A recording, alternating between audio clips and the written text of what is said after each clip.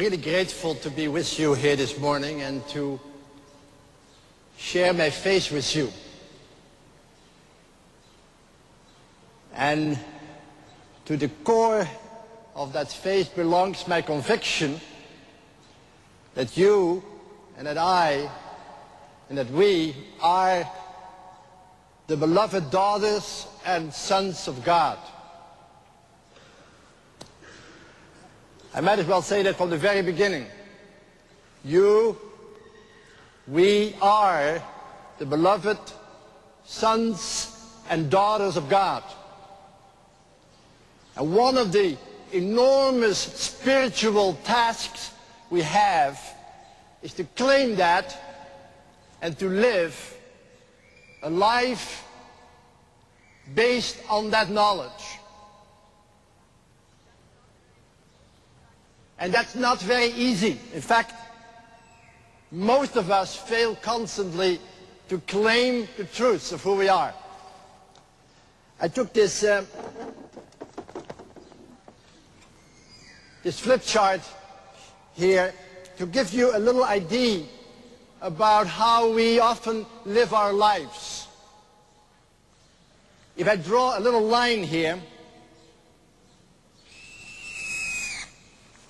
and I say, that's my life. My little chronology. You can also say, my little clock time. Well, I was born in 1932, and I wonder what I should put here. Maybe, 2010. It's not so bad. But that's really all I have. And now you may say, well, listen, I came a little later, so you came here. And you may say, oh, I have a few more years here. But it doesn't make very, very much difference. It's still a small little life that you have. A tiny little life that goes by very, very fast. Like that. And the question for you and for me is, who are we? Because that's the question that keeps us going.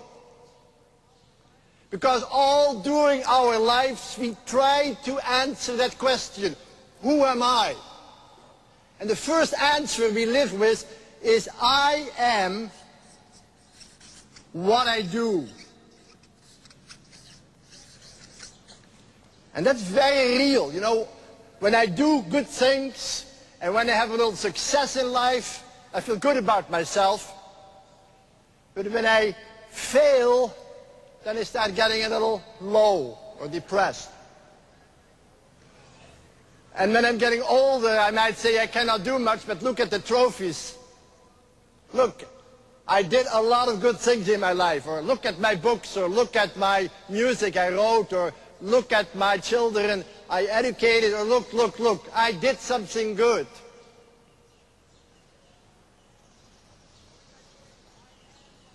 Or we might say, I am what other people say about me. What others say. You know, that's very, very powerful what people say about you. In fact, that sometimes is most important. If people speak well about you, you can walk around quite freely. But when somebody starts talking behind your back, or when somebody starts saying negative things about you, you suddenly might feel very, very sad. You know, and I remember speaking to thousands of people, and people say, that was wonderful what you said. But there was one man who said up, hey, he says, I thought it was a lot of nonsense. And that's the only man I remembered. It seems as if when somebody talks against me or against you, that can cut deep into your heart.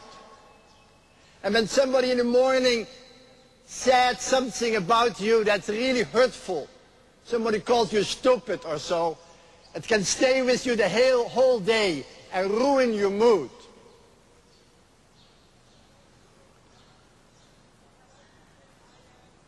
And you might also say, I am what I have. I am what I have. I'm a Dutch person. I have kind parents. I have a good education. I have a good health. I have a lot of things. But as soon as I'm losing any of it, if a family member dies, or if my health goes, or if I lose the property I might have, then I can slip into inner darkness. And what I want you to hear for a moment, that quite often a lot of your and my energy goes into, I am what I do, I am what people say about me, I am what I have. And you know, when that's the case, our life quickly becomes like this. Because when people speak well about me, and when I have a lot of things, and when I do good things, I'm quite up. I'm excited. But when I start losing, when suddenly I find out that I cannot do anything anymore, when suddenly I find out that people talk against me, when finally I discover that I lose my friends, I might slip into depression and be very low. And before you realize it, you and I are on a zigzag. Because when we are up, when these things are all right, but we are down when we start losing out. And most of our work, mental work then, is to just stay above the line. And we call that surviving. We want to survive. We want to hold on to our good name, hold on to some good product, hold on to our property. But we know somewhere that on the end there is a word that says you're going to die after all. And you know, when you live this kind of life, with all these ups and downs, the end is death. And when you are dead, you're dead. Nobody talks about you anymore. You don't have anything anymore. You can't do anything anymore. You lose it all. And that little life of you and of mine ends up into nothing. And what I want to say to you today is that this whole thing is wrong. That is not who you are, and that is not who I am. That's what the demon said to Jesus when he went to the desert. He says, turn these stones into bread and show you can do something. Jump from the temple and let people catch you so they speak well about you. Kneel in front of me and then I will give you a lot of possessions. Then you are loved because you do something, people speak well about you, and you have something, and everybody gonna love you. And Jesus says, that's a lie. That's the greatest lie that makes you and me enter into relationships of violence and destruction. Because I know who I am. I know who I am. Because before the Spirit sent me to be tempted, the Spirit came upon me and says, you are the beloved child. You are my beloved son. On you my favor rests. That's who you are.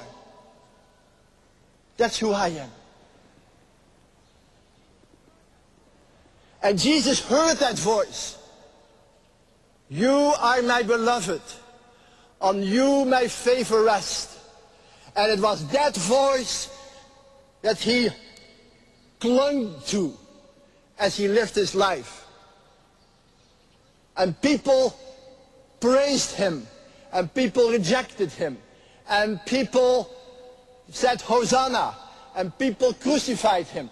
But Jesus held on to the truth. Whatever happens, I am the beloved of God. And that is who I am. And that allows me to live in a world that keeps rejecting me, or praising me, or laughing at me, or spitting on me. I am the beloved. Not because people say I'm great, but because I am the beloved even before I was born. And dear friends, if there's anything I want you to hear this morning, is that what is said of Jesus is said of you.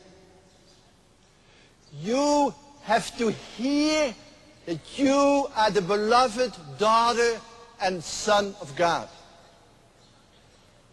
And to hear it, not here, but right here. To hear it so that your whole life can be turned around. And listen to the scriptures. I have loved you with an everlasting love. I have written your name in the palm of my hand from all eternity. I have molded you in the depths of the earth and knitted you together in your mother's womb. I love you. I embrace you. You are mine and I'm yours. And you belong to me. You have to hear that. Because if you can hear that voice that speaks to you from all eternity to all eternity, your life will become more and more the life of the beloved. Because that's who you are.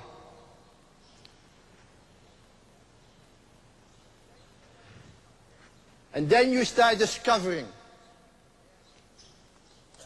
that all that you do here is nurtured from the knowledge that you are the beloved. That's who you are. And when you start believing in this, that circle of knowledge will become bigger and bigger and bigger until it cuts right into your daily life. You will still have rejections, and you will still have praise, and you will still have losses, but you live no longer as a person searching for his or her identity, but you will live it as the beloved. You will love your pain, and you will live your anguish, and you will live your successes, and you will live your failures as the one who knows who you are. And I want to give you a little word here. The voice that calls you the beloved is the voice of the first love. First love. John writes, love one another because God has loved you first. And the great struggle, and it's not easy, I'm not talking about something easy, is to claim that first love. You were loved before your father and your mother and your brother and your sister, and your teachers loved you. The people who love us not always love us well. The people who care for us also wound us. And you